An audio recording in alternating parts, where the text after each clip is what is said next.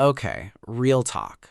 You post something, a photo, a tweet, a LinkedIn brag about your exciting new role.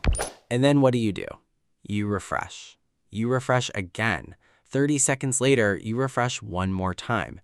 Not because you need to, because some part of your brain is standing there with its arms crossed going, well, did they like it or not?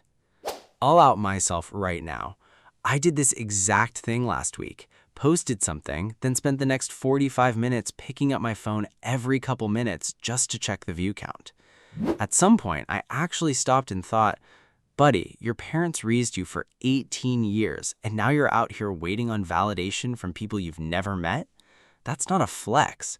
That's just what this feels like from the inside. That right there is not a personality flaw. That's not you being too online. That is a full-blown survival circuit, thousands of years old, running quietly underneath your ribs like an app you never agreed to download but can't delete either. Here's the stakes, and I mean this literally. Your brain treats social approval the same way it treats food and oxygen, not as a nice to have, as a need to have. Get ignored on a group chat, get left on red by your boss, get a cold noted instead of a great work, and your nervous system reacts like you just got kicked out of camp with no food and no fire. Your heart rate changes, your stomach drops. That's not drama, that's biology doing its job a little too well in a world it was never built for. And here's the clock ticking part. Every single day, dozens of times a day, you're making tiny decisions. What to post, what to say in the meeting, whether to laugh at your coworker's not funny joke, based on an ancient program that has zero idea it's 2026 and you're just trying to survive a Tuesday.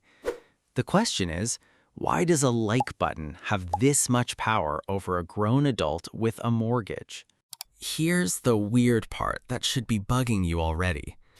You know logically that a stranger's opinion on the internet changes literally nothing about your actual life. They can't fire you, they can't take your car, they will forget your existence in 4 seconds. And yet you feel it in your chest like it's a threat. That's the anomaly. Your brain is not responding to the actual danger level of the situation. It's responding to something else entirely. Something that has nothing to do with logic and everything to do with a scoreboard your brain has been keeping since before you could talk. Even weirder, studies on this stuff show your brain lights up in almost the same regions for social rejection as it does for physical pain. Getting ghosted and stubbing your toe are, chemically speaking, cousins. Your brain genuinely files "nobody's texting me back" under the same folder as "ouch." So why would evolution wire us to feel actual pain over something as harmless as a bad Yelp review of our personality? That question right there is the whole rabbit hole. And once you go down it, you don't come back out the same. Let's get into the actual wiring, because this is where it gets good. For basically all of human history, before grocery stores and group chats existed, you did not survive alone. You survived because a group of people decided you were worth keeping around, worth sharing food with, worth defending. That's it. That's the whole game. If the group liked you, you ate. If the group didn't like you, you were on your own against weather, predators, and everything else that wants a human for dinner. So your brain built a tracking system, a constant running background check. Am I liked? Am I useful? Am I in or am I out? And it rewards you with little hits of dopamine every time the answer looks like, yes, you're in. That's what a like, a compliment, a laugh at your joke actually is under the hood. It's your ancient brain going, good, we're safe, we get to eat this week. Basically, that little like button is a dopamine slot machine, bolted right on top of a survival instinct that's older than language itself. This is where game theory sneaks in. And don't worry, it's simpler than it sounds. Picture two people who could either help each other or screw each other over.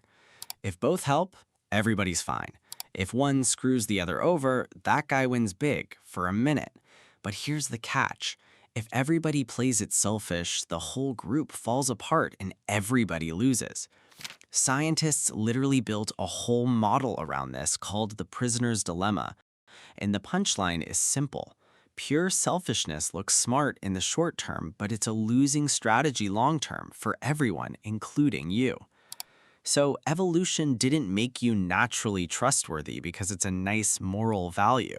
It made you care about your reputation because your reputation was your life insurance. Being seen as reliable, likable, a good teammate, that was the survival strategy, not brute strength, not being the loudest guy in the cave. Reputation. Now, here's where it flips on you. You're probably picturing power as something that lives at the top.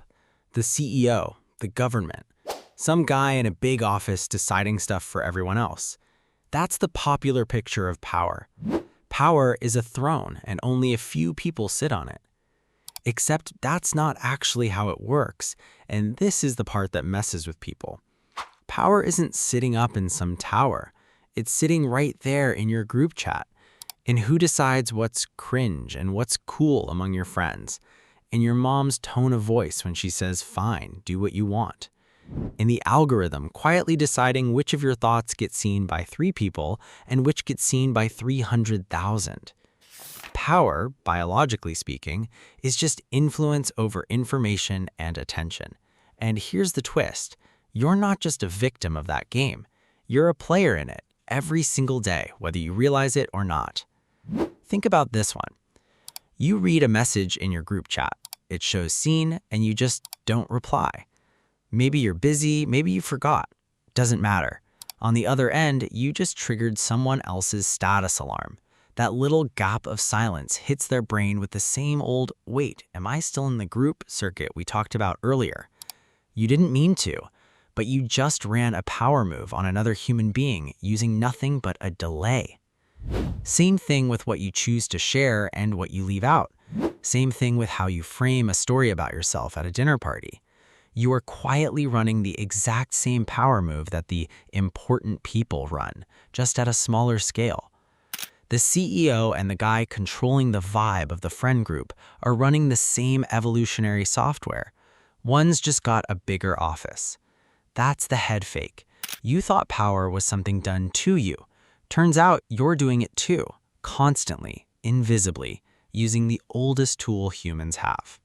And if you've stayed with me this far, buckle up, because this next part is where things get properly weird. That oldest tool from before is language, and it's the key to all of this. Language isn't just you describing the worlds like a narrator. Language is actively building the world you experience. The words you use for a situation change how your body reacts to it. Call a work deadline a threat and your body pumps stress chemicals like you're being chased. Call the exact same deadline a challenge and your body treats it more like a game. Same event, different chemistry, just from the word. Zoom out even further and you realize entire cultures, entire belief systems spread the exact same way genes do. Not because they're necessarily true, but because they're catchy, because a charismatic person said them, because they made people feel like they belonged. Truth is optional. Stickiness is what survives. That should honestly bother you a little because it means a huge chunk of what you believe got into your head less like a fact and more like a virus that happened to be good at spreading. And if you zoom out one more level, past language, past culture, here's the pattern underneath all of it. Your body works like this. A colony of ants works like this. A whole city works like this. Somebody sends a signal, somebody else reacts. That reaction becomes a new signal, and around it goes. Like a group text that never stops buzzing, except the group text is your neurons, or your coworkers, or an entire economy. Nobody's in charge of the whole thing. It just keeps organizing itself out of all that back and forth. Now push that pattern to its edge, and you land on a question serious scientists and philosophers are actually asking, not just stoner talk at 2 a.m. Is the you reading this sentence right now the actual felt experience of being a person, something your brain builds from scratch, like a computer generating a picture? Or is awareness more like electricity, something that was already available in the universe, and your brain just happens to be wired well enough to plug into it and light up? Nobody's proven either answer, but the fact that real researchers are seriously debating it should short-circuit your Tuesday a little. You're not just a guy checking his phone. You're a survival machine, running on ancient status code, built out of language plugged into a bigger system than you thought. And you were worried about a like. So next time you catch yourself refreshing an app for the 5th time in 10 minutes, you're going to see it differently. That's not weakness. You're not addicted to your phone. You're addicted to not getting kicked out of the group. That's a survival circuit way older than smartphones, way older than cities, running through a device in your pocket like it's still checking if the group's going to feed you tonight. Next time your boss sends a clipped email and your stomach drops, clock it. Ancient status tracker misfiring, not an emergency. But here's the harder one. Next time you catch yourself being the boss, sending the clipped message, leaving someone on read, framing yourself just a little too generously at dinner, that's you, right now, running the exact same game you just spent 10 minutes learning about. Playing it on purpose, wide awake, is a completely different thing than playing it blind. Once you see the code running underneath, you can't unsee it. Every group chat, every meeting, every argument at Thanksgiving is the same ancient game of status, reputation, and information, just wearing modern clothes. Next time social anxiety hits, like a text left on read or a flat reaction, label it instantly. This is just my ancient status alarm, not a real threat. Naming it immediately calms your stress response. My pettiest moment? I once liked my own post when no one else did, then felt instantly weird. What's your version of that? Confess in the comments. If this helped, like, subscribe, and share it with that friend who's constantly refreshing their phone. See you next week.